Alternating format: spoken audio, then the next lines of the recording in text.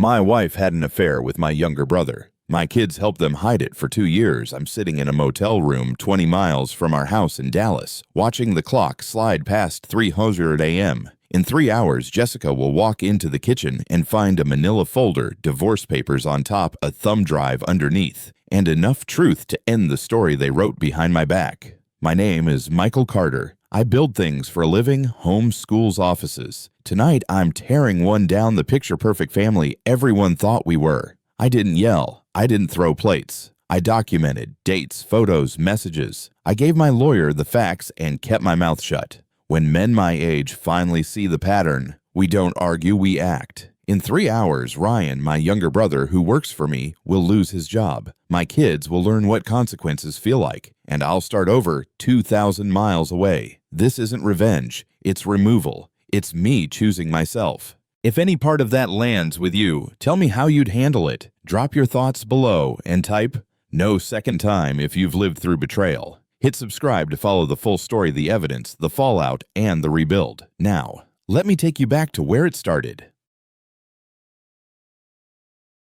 My name is Michael Carter, 38, Texas born and raised. I build things for a living, homes, schools, offices. I like straight lines, clean plans, concrete that cures the way it should. You put in the work, you get the result. That mindset took my company from a borrowed pickup to a fleet with my logo on the doors. I wore calluses like a uniform and missed more lunches than I can count. But I was proud. I believed effort turns into stability. At home, that looked like a paid-off house, 2 decent kids, and a wife who always said, "I've got you." Neighbors waved when I pulled in. Subcontractors shook my hand like I'd earned it. I thought I had. The truth is, I'm good at building structures. I assumed I was just as good at building a life. That's the quiet lie men like me tell ourselves, and it holds right up until the cracks begin to show. Jessica stayed home by choice. She ran that house like a foreman runs a site, groceries stocked, schedules nailed, birthdays remembered. Ethan was 17, heavier on sarcasm than chores, but a good kid. Sophie was 15, all eye rolls and sudden kindness, the way teenage girls can be. Family photos ran the staircase, Christmas pajamas, beach trips, first days of school. Then there was Ryan, my younger brother, a project manager in my company. He knew the trade, knew me, knew the history behind every scar on my hands. We weren't just brothers, we were business partners in everything but title. If you'd paused our life right there, Sunday dinners, laughter from the living room, Jessica humming while she cooked, you'd say, they made it. And for a while, I believed it too. But if you study a picture long enough, you eventually notice what's not in frame. That's the part that comes next. Sundays smelled like hickory smoke and barbecue sauce. Neighbors drifted through the gate with folding chairs, and somebody always brought beans that could fix any bad mood. We did church most weeks, shook hands, small talk, how's business, can't complain. In the fall, Friday nights meant stadium lights and the marching band because it's Texas. And that's how the calendar works. Summers were beach rentals with broken screen doors and sandy coolers. I'd watch Jessica laugh with the other moms, Ethan toss a football, Sophie post the same sunset from 3 angles. It looked like a commercial for normal. No raised voices, no slammed doors, just the slow, steady hum of a life you think will repeat forever. I didn't realize yet that perfection is often what people perform right before things change. The frame was beautiful, the image was comforting, but beauty can be a filter and comfort can be a sedative. I was asleep. Small things moved first. Jessica joined a new gym across town, said their classes were better. She swapped sweatshirts for fitted tops, switched from ponytail to something the stylist called effortless, which looked exactly like effort. A new perfume appeared, clean citrus, a little sharp. I told her she looked great. She did. Around then, her phone started living face down on the table. Nothing dramatic, just a quiet turn screen to wood. She said notifications were distracting. I said, sure. Married people know this dance. You notice, you file it away. You tell yourself not to be petty. She stayed out a little later, after class. Traffic, a friend, the smoothie line, was long. All reasonable. All explainable. But reason has a sound, and so does avoidance. I heard both and chose the one that helped me sleep. I didn't know it yet, but that soft flip of her phone, it was louder than a slammed door. Ryan began stopping over more usually after checking on a site. He'd grab a beer from my fridge like it was his, lean on the counter, and walk me through issues we'd already solved at the office. Jessica would just happen to still be in workout gear, cheeks flushed, hair up. I called it coincidence because coincidence is easier. He had advice about our house too. You could pull a permit, open this wall, bring in more light. He talked like a man improving my home. He acted like a man who knew it well. I missed the pattern because it wore my last name.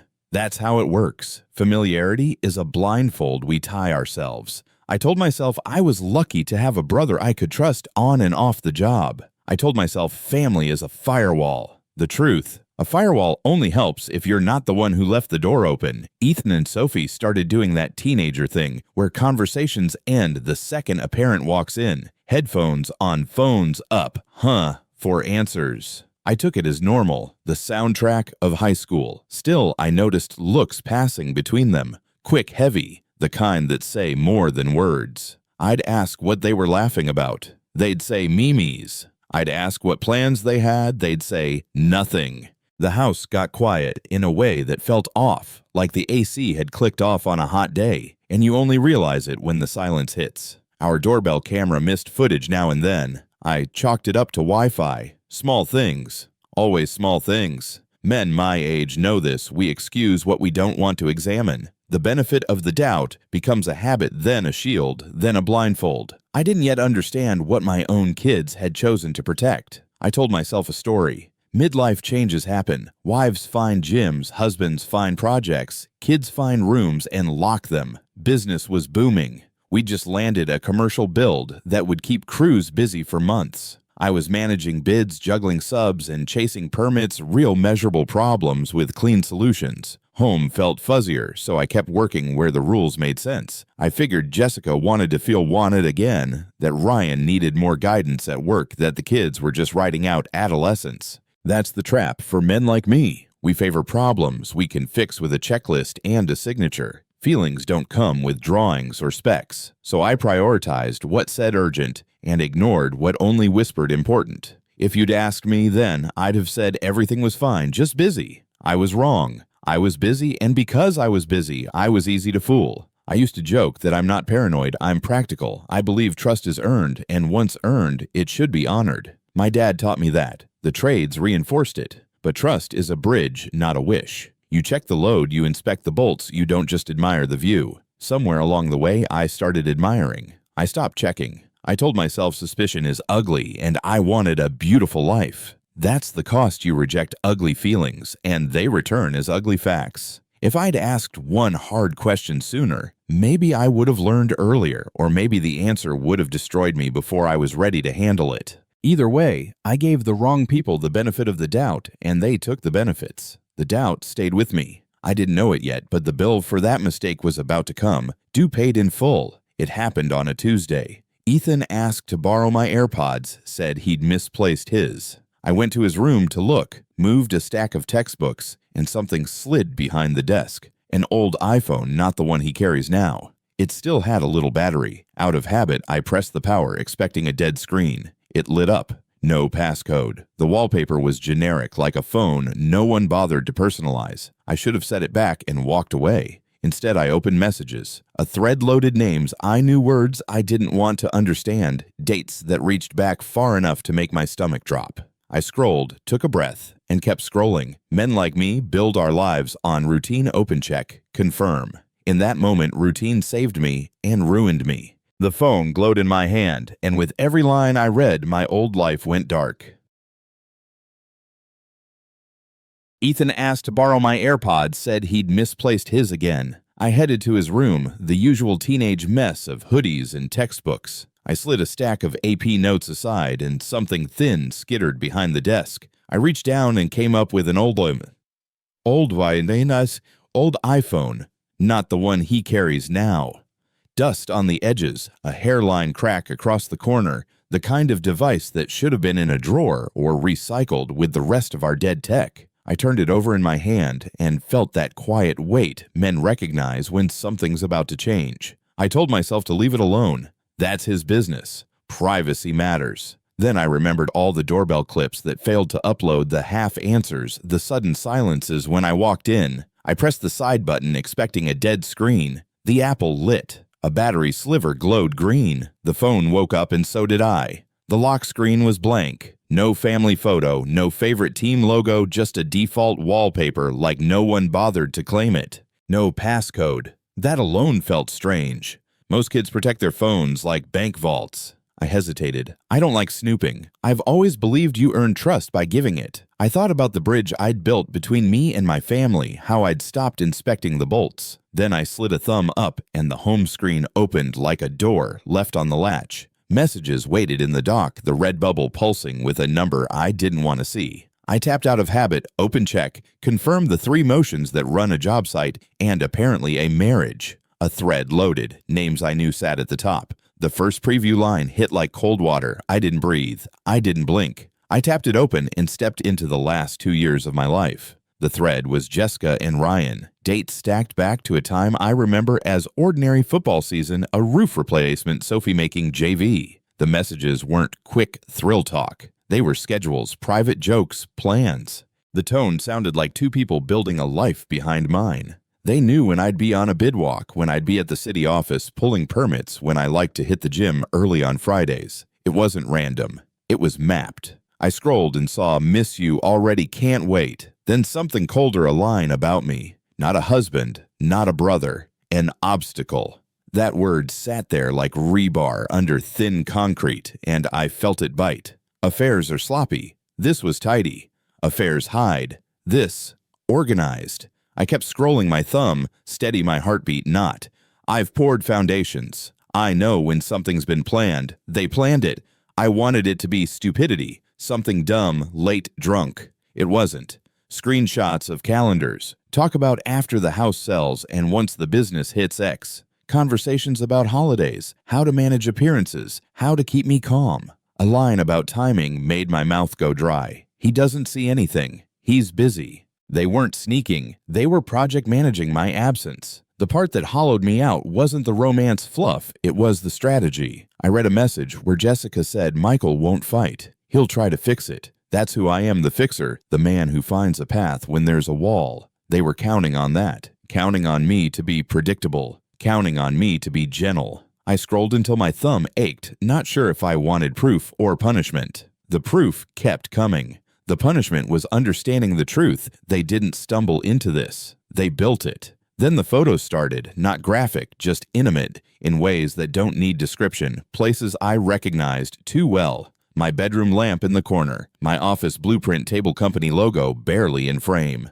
A quick snap at a job site, the orange fencing I'd approved 2 days before. I zoomed in and saw details you only notice when your body goes cold, the bend in our headboard, a scratch on my desk, a mug I bought in Galveston. Familiar things, wrong story. It's one thing to be cheated on. It's another to see your life turned into the backdrop for it. I felt my jaw set the way it does when a pour goes bad and you've got 5 minutes to save it. I took a slow breath, like I do before a tough cut with a saw. And I kept scrolling because the worst part of a demolition isn't the noise. It's the survey before you swing. I should have stopped. I didn't. Another thread hovered below the first same phone. Different sting, Ethan and Sophie. The preview read, "He's home." I opened it, hoping it was about curfew or homework. It wasn't. Codes, check-ins, simple phrases with heavy meaning. All clear. Traffic practice runs late. They weren't just watching their screens. They were watching me. My son telling someone when I pulled into the subdivision. My daughter covering time blocks with activities I paid for. I stared at those bubbles and felt a part of my chest go quiet. We teach our kids to tell the truth, to protect family, to speak up when something's wrong. Somewhere along the line, they learned a different lesson. Maybe they thought they were helping their mother. Maybe they were scared. Maybe neither. All I knew was my name in their mouth meant schedule, and my presence meant problem. That's a sentence a father doesn't forget. I searched for the doorbell mentions because that had been nagging me for months. There it was. Ethan, I'll delete the clip. Another bubble garage sensor glitch again. A thumbs up from Ryan I could feel in my bones. I remembered the nights I'd come home, see the empty timeline on the app, and curse our Wi-Fi. I changed routers. I upgraded the plan. I told the installer the neighborhood interference was probably the culprit. Turns out the interference lived under my roof. The text thread read like a small operations room, one of them on lookout, one updating one moving in and out of my house while I thought the world was fine. The worst part wasn't the betrayal. It was realizing how easy I made it, how predictable my commute was, how often I gave notice, how faithfully I followed my own habits. Habits build homes. They also build patterns for other people to use. I scrolled into Sophie's lines. She was at my practice till 6. We grabbed smoothies after. Timestamps didn't match. She texted that at 5:10 on a day I know practice didn't run late. A photo attachment of a locker room hallway not live old recycled from another day. I recognized the flyer on the wall. It had the wrong date. My daughter had learned to manufacture alibis. Some would say she's just a kid. They don't know the ache of reading your child's words used like sheetrock to hide a crooked frame. I'm her father. I was supposed to be the safe person to tell the truth to not the shadow she had to navigate around.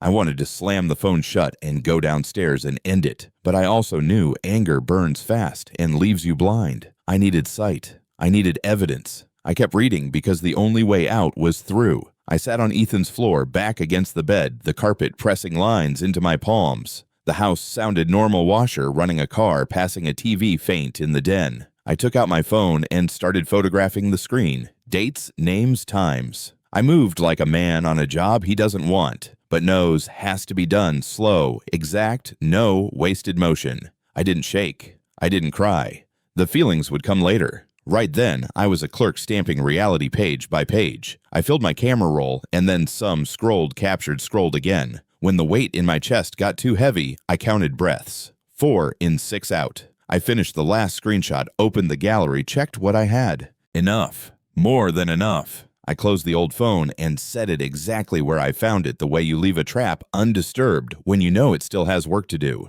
I stood, dusted my hands, and looked around his room like a stranger. Then I walked downstairs. Jessica was at the stove, hair tied up, humming the same tune she always hums when she's trying for calm. Ryan sat at the table with one of my beers talking about a supplier who keeps missing delivery windows. Ethan and Sophie were shoulder to shoulder over homework, the picture-perfect frame. I stepped into it. I kissed Jessica's cheek. I sat next to my brother. He asked how work was. Good, I said. Real good. We ate roast chicken and green beans and cornbread, and I passed the butter like a man unbothered. Every smile in that room weighed 1,000 pounds. I let them stack, because sometimes the strongest thing a man can do isn't throw a punch, it's choose his moment. I cleared my plate, wiped the table, and filed the scene away. The confrontation could wait. The plan had just begun. Jessica stirred gravy like nothing in the world could go wrong. Ryan nursed one of my beers and talked shop we'd already covered. Ethan and Sophie hunched over homework pencils, tapping in rhythm. I slid into the scene like an understudy who knows every line. How was today? Ryan asked. Solid, I said, and passed the rolls. We traded weather deliveries the game this weekend. The house smelled like roast chicken and black pepper, the kind of scent that usually means you're home. I watched hands, eyes timing where people looked, what they avoided. Jessica set a plate in front of me and smiled the smile I used to feel in my chest. I returned it easy and warm. You'd think rage would be louder. Turns out resolve is quiet. I let the conversation move around me like a river around a rock. By dessert, I wasn't wondering what to do. I'd decided. If this was a play, I'd direct it. After dinner, I took the trash out, wiped the table, loaded the dishwasher. Domestic muscle memory. Jessica leaned on the counter, making small talk about Ethan's graduation and Sophie's spring concert. You'll be able to make those right, she asked. Wouldn't miss them, I said, and meant it in a way she didn't hear. Ryan left with a see you at the yard early. I nodded like we were still brothers in every way that mattered. Upstairs, I checked the door locks, flipped off lights, and paused at the kids' rooms. Night, I said. 2 voices answered, too light, too practiced. In our room, Jessica asked about my week. I gave her the simple version, bids permits, the usual. She touched my arm and said, You work too hard. I smiled. Men my age know this part. You keep the mask on so you can keep the plan safe. When the house finally went still, I took out my phone and started writing. It had been months since Jessica reached for me. That night she did soft, familiar, like muscle memory waking up. I won't dress it up or drag it out. We were married a long time. There's a kind of closeness that doesn't need a narrator. I didn't freeze or pull away. I met her where she wanted to be, because the easiest way to keep a secret is to let everyone believe the story they already prefer. After she rested her head on my chest and traced circles the way she does when she thinks everything's fine, "I love you," she whispered. "Me too," I said, and looked past the ceiling. When her breathing slowed, I built an inventory in my head: messages, dates, photos, locations, cash accounts, titles, passwords. It wasn't about revenge. It was about control. Storms, knockdown, sloppy framing.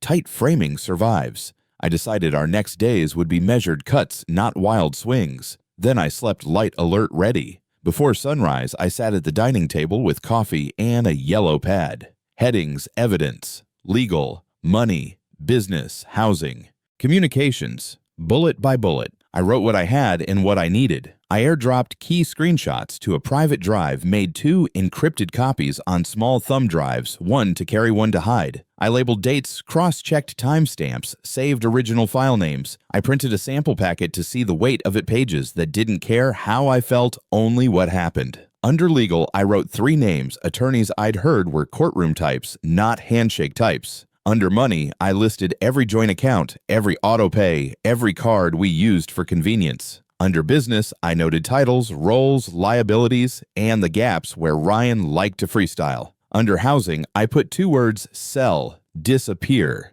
I looked at the list and made one more decision I stuck to like a promise: I won't confront. I'll prepare. That afternoon, between site checks, I met 3 attorneys in 3 different offices. Framed diplomas, shelves of books, a receptionist who could ice a room with one glance. Each place carried its own kind of certainty.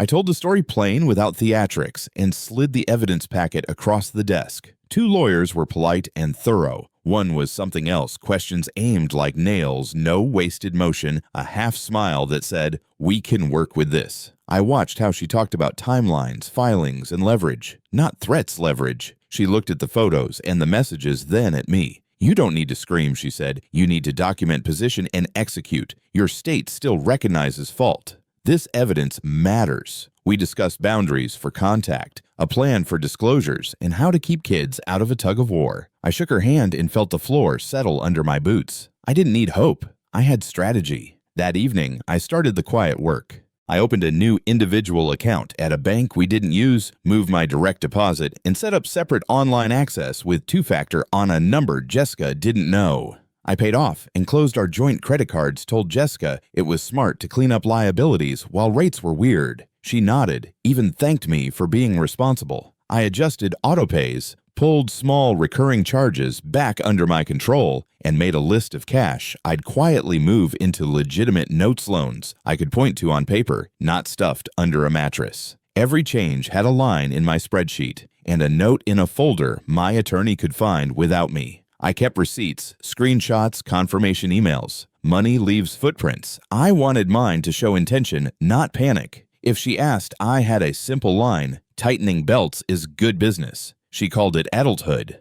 I called it extraction. Our house was paid off and worth good money in our part of Dallas: brick shade trees, the kind of curb appeal that sells fast. I sounded out a cash buyer I knew from church: quiet fare, flexible on timing. We talked numbers that made sense. At dinner, I floated the idea: markets high. We could downsize, bank the difference, breathe a little. Jessica hesitated, then warmed to the math. Maybe rent while we look, she said. Exactly, I answered. I started scanning photo albums at night, returning them to the shelf the same way I found them. I swapped my grandfather's watch for a replica and put the real one somewhere no one would check. I boxed tools I couldn't replace, labeled with codes that meant nothing to anyone but me. I booked a stager for next month, circled a tentative closing date, and watched Jessica text someone I didn't name. The house looked the same.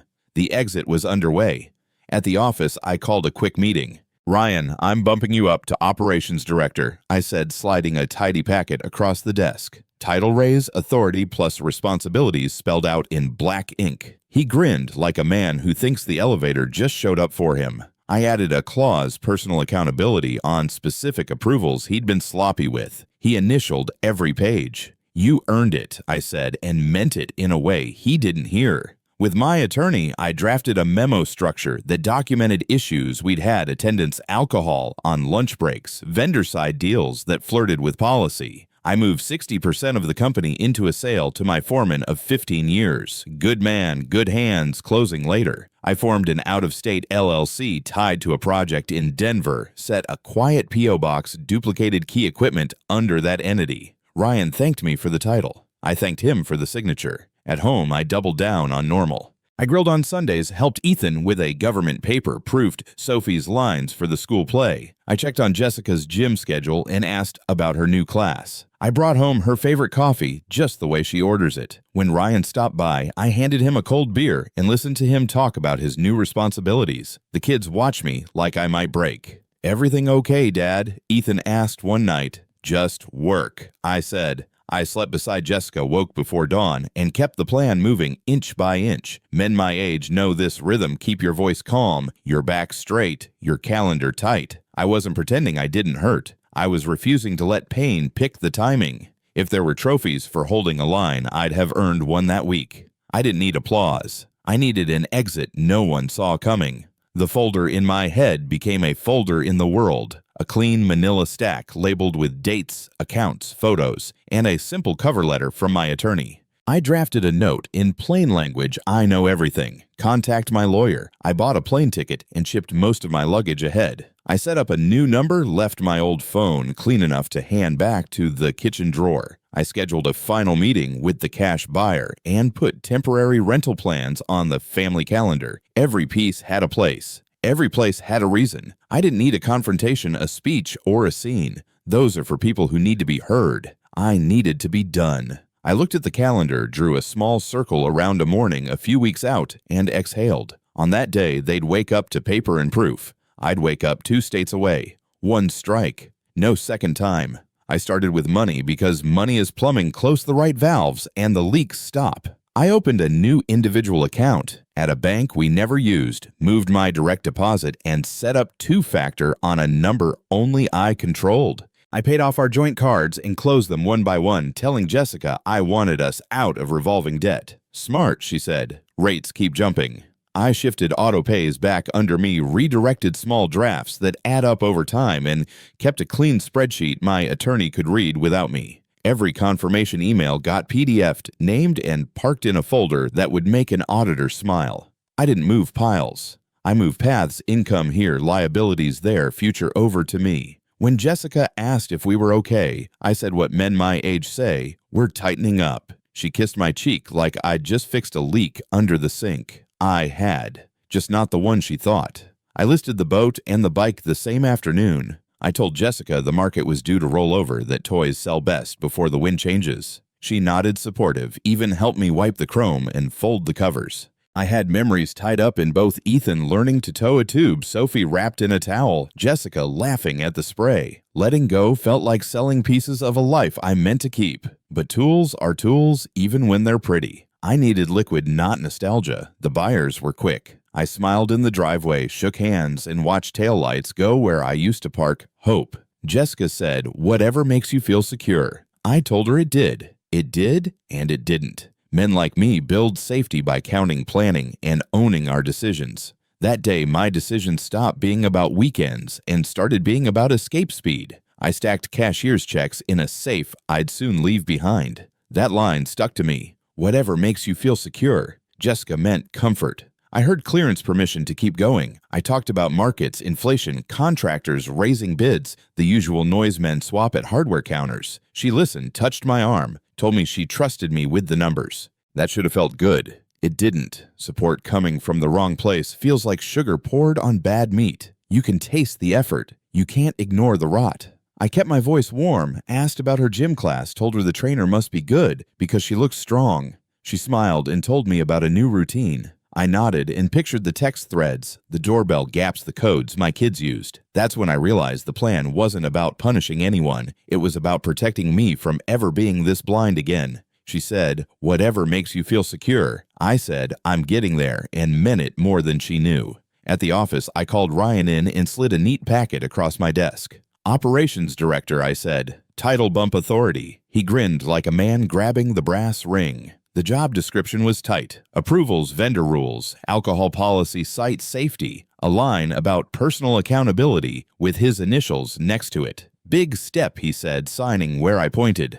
"You earned it," I answered, and felt the words cut 2 ways. I wasn't handing him power. I was handing him paper, and paper matters when facts need anchors. I watched him take a victory lap with the crew, chest out, phone buzzing with people to tell. He had no idea that titles come with traps when you ignore the fine print. My attorney had coached me on the structure. I didn't threaten, I didn't hint. I filed. Then I sent Ryan a congratulatory text with a thumbs up and went back to my bids. Hooks look best when they shine. The next weeks I did what construction teaches document. I logged late arrivals, long lunches, and the beer he thought no one noticed after a quick check at the yard. I saved emails where he okayed deliveries without a second signature. I photographed small mistakes on site and attached them to memos written like a punch list. No heat, no attitude, just facts with dates. If he'd cleaned up, the trail would have helped him. He didn't. He leaned on his new title like it was armor, not realizing armor is heavy and slow.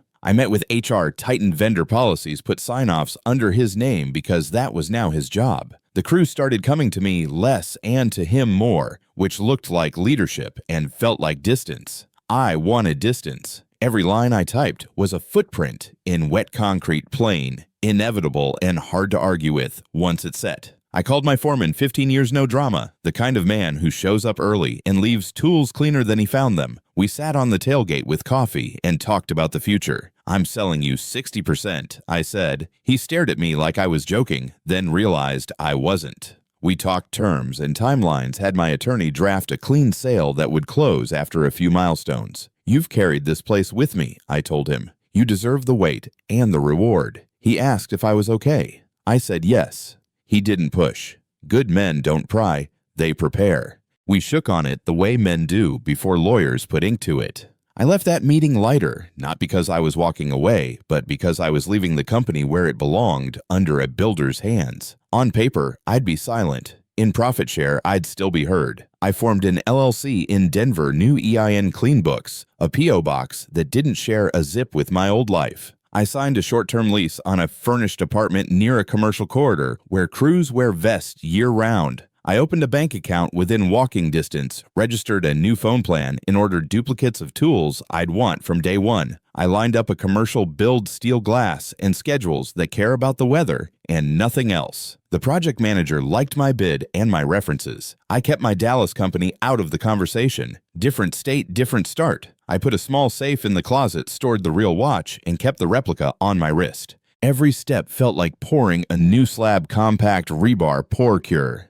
Foundation first, framing later. I wasn't chasing a fantasy. I was building one that holds. By the time the lease keys hit my palm, I had a place to land. At home, I doubled down on ordinary. I grilled on Sunday, walked trash cans to the curb on Tuesday, and made sure Ethan had a clean shirt for senior photos. I drove Sophie to rehearsal and listened to her practice lines, even fed her the cue when she forgot it. I swapped dumb jokes with Ryan in the kitchen while the game ran low in the background. I asked Jessica about her day and kissed her forehead like it was muscle memory. Men my age know how to hold a line. Eye contact, steady tone, shoulders not slumped. I wasn't acting like nothing was wrong. I was acting like the timing wasn't theirs. That's different. I slept beside my wife and woke before dawn to run the plan emails lists, one more loose end tied every morning. Every night I'd check locks and lights and let the quiet sit. The mask didn't crack. I didn't need it to. It just needed to hold. Jessica leaned in more, those weeks, lingering touches, gentle questions, the kind of attention marriages cycle through. I didn't flinch. I met her halfway and kept my voice warm. In another life, I would have believed we were reconnecting. In this one, I knew I was on a set. I hit my marks, dinner dishes, bedtime repeat. "You seem better," she said one night. "Less stressed." I smiled and told her I was getting ahead of work. The truth was harder and cleaner. I was finishing a job. I don't drink trophies, but if there was an award for holding a plan without leaking, I'd have a shelf full. "Oscar goes to me," I joked in my head, not because I wanted applause, but because the performance was the point. Every laugh I shared bought me quiet. Every quiet minute let me build. I went to sleep that night with a calendar in my head and a single circle glowing red. 3 weeks to closing. 3 weeks to the flight. 3 weeks until a manila folder sat on a clean kitchen table next to a coffee maker set for 7:00 a.m. I packed in layers, one box shipped, one item swapped, one document scanned and returned to its place. The house looked untouched. My future did not. I bought a one-way ticket and sent my luggage ahead under a name that wouldn't ping anyone's phone. I checked the Denver lease one more time, drove past the project site at dusk, and pictured crews setting forms where the dirt sat hard. Back home, the calendar kept feeding us the same meals, homework, practice, payroll, bedtime. I stared at that red circle in my mind and let it fill the screen. 3 weeks isn't long unless you're waiting. I wasn't waiting. I was counting down. When the day hit 0, they'd wake up to paper and proof. I'd wake up to altitude and air. Then I'd strike once. Denver wasn't a dream, it was a blueprint. I signed the lease on a furnished apartment a few blocks from a commercial corridor where cranes draw lines in the sky. I opened a bank account within walking distance and set up online access that didn't overlap with Dallas. At a neighborhood gym, the key fob beeped, and a trainer handed me a towel like I already belonged. I bought a second set of tools, nothing fancy. Just what a man needs to start fast levels, bits, blades, a clean drill that doesn't stick. I met the site superintendent for coffee and walked the fence line at dusk. He talked schedules and subs. I talked delivery windows and weather. It felt like breathing. Back at the apartment, I stacked a small safe in the closet and checked the lock twice. New keys, new codes, new routines. No speeches, no fresh start speeches, just a solid slab to stand on. I didn't hope Denver would hold. I made it hold. Back in Dallas, I started swapping originals for replicas. My grandfather's watch had already found its place in the Denver safe.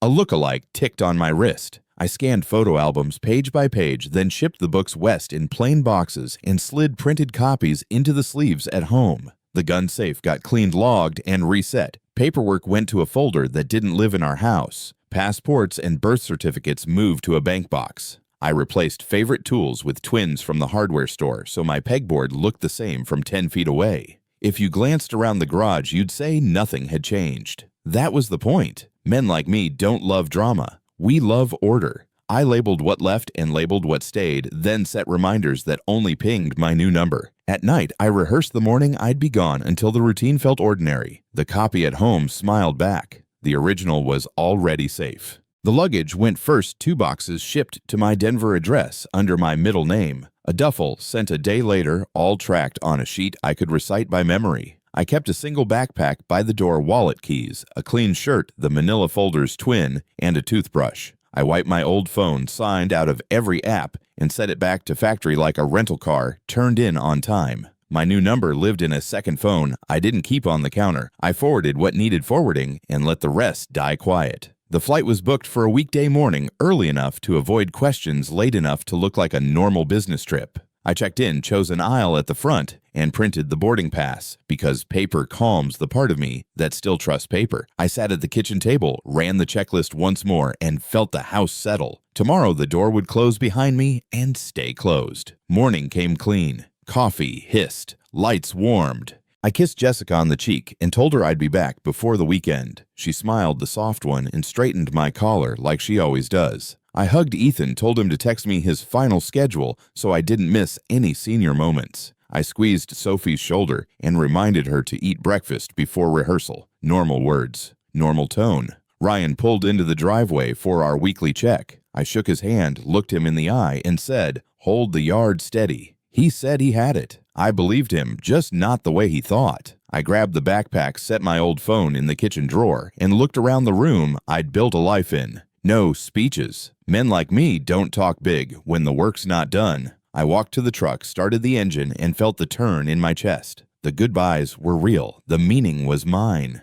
Before I left, I placed a manila folder on the kitchen table, neat square waiting in the center like a survey stake. On top, divorce papers with tabs, dates, signatures where they needed to be. Inside, printed screenshots labeled by month bank confirmations, a short letter from my attorney. On the front, a sticky note in my handwriting. I know everything. Contact my lawyer. No insults, no paragraphs, just facts. I set the coffee maker for 7:00 a.m. and straightened the chairs the way Jessica likes them. I put my old phone in the drawer screen, dark, and closed it with 2 fingers. The house was quiet in that way. Right before a storm, air heavy, nothing moving. I locked the door, touched the frame like a man touches a finished wall, and walked to the truck. When she woke up, Truth would be waiting where we kept the mail and the bills. When the sun cleared the trees, I'd be in the air, already gone. Wheels up. Dallas slid under the wing like a map I no longer needed. At 30,000 feet, the cabin settled into that soft hush ice, clinking in plastic cups. A baby 2 rows back, the steady whine that sounds like distance made real. I ordered black coffee and turned my new phone face down. Only 3 people had the number, and none of them lived in my house. The old phone slept in a kitchen drawer beside a stack of coupons and a rubber band ball.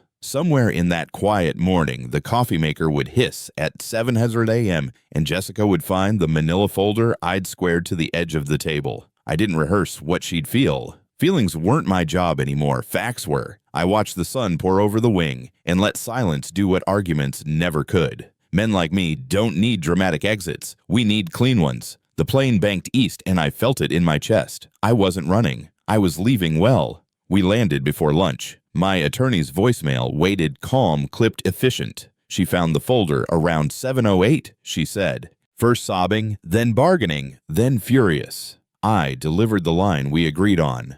Mr. Carter has retained me for this dissolution. All communication goes through me. I repeated it twice. She asked where you are. I told her that wasn't relevant. I sat in an airport chair and watched strangers hug arrivals while my life recalibrated by the book. The attorney added, "Your documents were organized." Thank you. It keeps us ahead. Organized.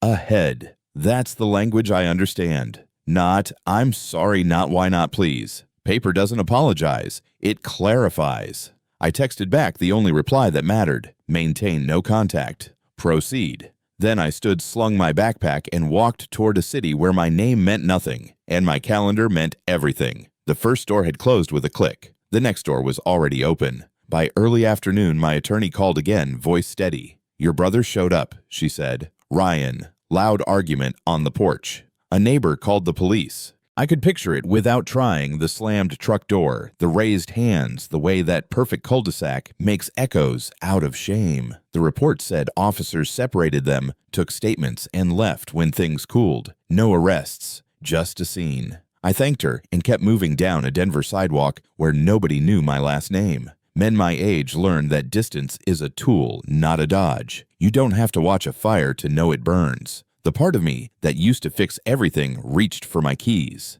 The man I needed to be kept his hands at his sides. I told myself the truth I'd chosen. I'm not their cleanup crew anymore. If a storm hit that kitchen, it wasn't mine to mop. I was present, just not there. Later, another update. Your son tried to access the college fund, my attorney said. He discovered what you already knew. Those accounts were yours, not theirs. Your daughter's card was declined at lunch. Small tremors, but they felt them. I sat on the edge of a new bed in a new city and let the words land. I didn't cheer. I didn't gloat. I thought about every field trip fee I paid every birthday I went big on because I wanted their memories padded. Then I remembered the messages. All clear. Practice runs late. You can love your kids and still refuse to subsidize their choices. That's not cruelty. That's boundary. The plan had always been simple. Remove the lies, remove my wallet, remove myself. Let the truth stand on its own legs. If they needed a villain to grow up, I could carry that weight and still sleep. The point wasn't pain. The point was cause and effect. My new apartment was quiet enough to hear the refrigerator cycle on. I opened the blinds and watched the Rockies tint purple like steel, cooling after a weld. Back in Dallas, phones would be buzzing. Jessica calling anyone who might fix unfixable things. Ryan raging at a problem he couldn't bluff. Ethan and Sophie learning that money doesn't bend to stories. Day one was never meant to finish anything. It was meant to start. My attorney's last text of the day read, "Expect noise. We'll let the paper talk." Good. Paper talks in straight lines. I set my alarm, laid out a clean shirt for the site walk, and slipped the spare thumb drive into the safe. Tomorrow had a schedule. Tonight had peace. People think the explosion is the end. Men in my trade know better. The real work starts after the blast, when you clear the debris and measure what's left. The storm had arrived. It was just beginning. The next morning, my attorney pinged me. Amanda Ryan's wife received the package. By noon, my foreman texted a screenshot. Amanda had posted the files to Facebook. Not rumor, not a vague hard time, but dates, messages, and faces with last names people knew. She tagged Jessica and Ryan. Comments multiplied like ants on spilled sugar shock, then anger, then silence. From the 2 people who'd once filled my kitchen. Group chats lit up. Church friends saw it. The neighborhood page saw it. I didn't comment or send a single DM. I didn't feed the fire. I'd stacked the wood and stepped away. Men my age know small towns inside big cities. Word moves faster than traffic. My attorney's last line, maintain no contact. I put the phone face down and tightened a drill bit for tomorrow's site walk. By sundown, I could feel it even from Denver. The story wasn't mine to explain anymore. The truth was telling itself. News travels on job sites faster than on social media. Vendors heard, subs heard. Ryan showed up at the yard the next morning like he could charm a forklift. My foreman, now majority owner, met him at the gate with security and a folder I'd drafted weeks ago. Policy violations, misuse of company property, and the signed accountability clause he'd celebrated. He tried the usual script loyalty brotherhood, this is personal. Paper doesn't flinch. He left without a badge, without access, without the story he wanted to tell. Then, the practical fallout, he'd leveraged his promotion for loans, new truck furniture, a credit line that expected his paycheck. Calls started. Amanda filed. Friends got scarce. Couch to couch replaced the swagger. He said wrongful termination to anyone who'd listen. The document said otherwise to anyone who mattered. I didn't feel triumph. I felt gravity choices have edges. He didn't fall because I pushed him. He fell because he'd walked to the cliff and kept going. Jessica learned that reputations don't fracture clean. They crumble in everyday places, grocery aisles, church foyers, school, pickup lines. Her lawyer tried the familiar angles, abandonment. We can work this out. Think of the kids. Evidence trims arguments to size. When the proceedings started, my attorney said the outcome would mirror the file fault recognized minimal alimony by statute, and her take from the house about $200,000 after the sale and settlement. On paper, that looks like a cushion. In life, it's a ticking clock if you don't have income. She picked up a retail job, hours that start when stores open and end when feet ache. Old friends texted fewer heart emojis, more polite distance. She posted a "please respect our privacy" note that read like a bandage on a broken beam. I didn't gloat. I didn't gawk. I worked. She tells anyone who will hear she lost everything. The truth is harsher and simpler. She traded it. Ethan didn't move into a dorm. He enrolled at community college, picked up 2 jobs, and learned the math. Men learn when money is real hours and dollars out. Taxes take their cut first. Sophie started babysitting, counted tips, and realized gas is not a suggestion. A letter came through my attorney Ethan's handwriting, careful and long, the kind you write when you hope effort can outrun history. He was sorry. He was caught in the middle. I read it twice. Then I remembered the doorbell clips that disappeared, the all-clear texts, the alibis built on my dime.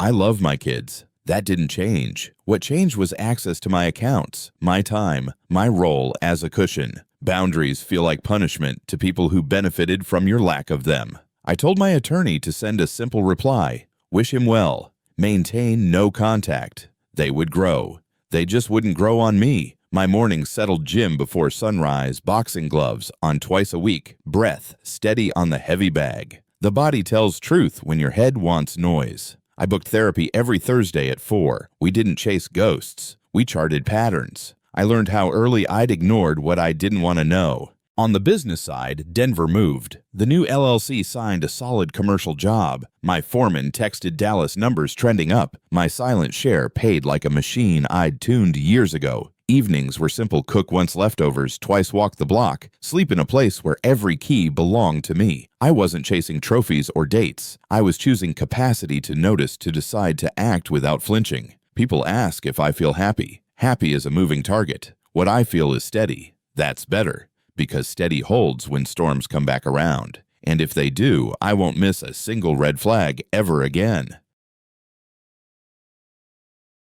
By the end of the quarter, the numbers told a simple story. In Dallas, my foreman ran the crews like a metronome. No drama, no missed pours, and revenue climbed. My silent share paid every month, clean and on time. And the books showed what I could feel from 2 states away. With me, out of the daily noise, the machine ran smoother. In Denver, my new LLC locked a second commercial job. I spent mornings walking sites, afternoons tightening bids, nights sleeping like a man who doesn't owe anyone explanations. The math added up to something I hadn't felt in years. Margin. Not just in money, in attention. I could spot a red flag at 20 yards and still make it home for a hot dinner I cooked myself. People asked if I missed being in charge. I smiled. I'm still in charge, just not of chaos.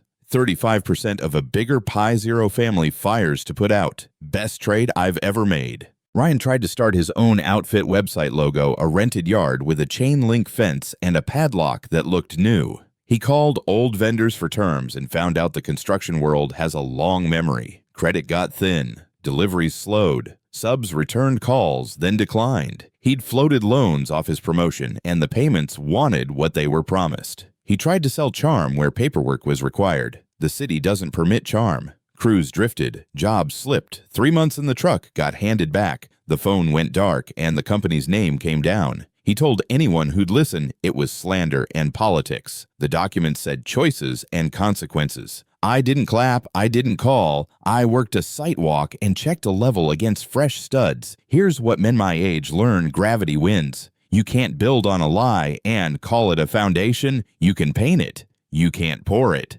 Eventually, the frame fails.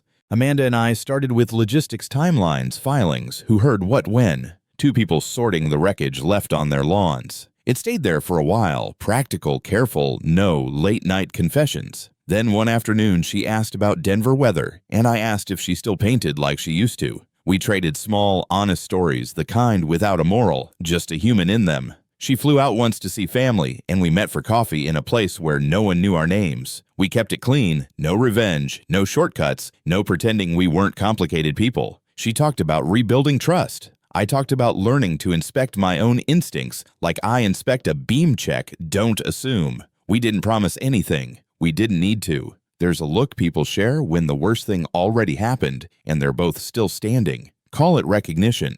Call it the opposite of hurry. We left that cafe with something possible. I bought a 3-bedroom in a quiet Denver neighborhood, small pool out back, a workshop with power run right where I want it. The keys feel right in my pocket. I fix what needs fixing and leave what doesn't. I see the guys from the gym cook simple meals and sleep in a bed that has only my story in it. Dating came slow on purpose. A drink after work with a woman who keeps her own calendar. A hike where conversation didn't feel like an interview. I'm not chasing fireworks. I'm watching for steady light. Some nights I sit by the pool, listen to the pump hum, and think about the man who used to prefer noise to truth. He built a good life and ignored the hairline cracks. This man runs a finger along the seam and checks again. I'm not proud of the pain behind me. I'm proud of the alignment in front of me. And there's one thing left to say next. I didn't destroy my family. They destroyed it the moment they chose betrayal over truth.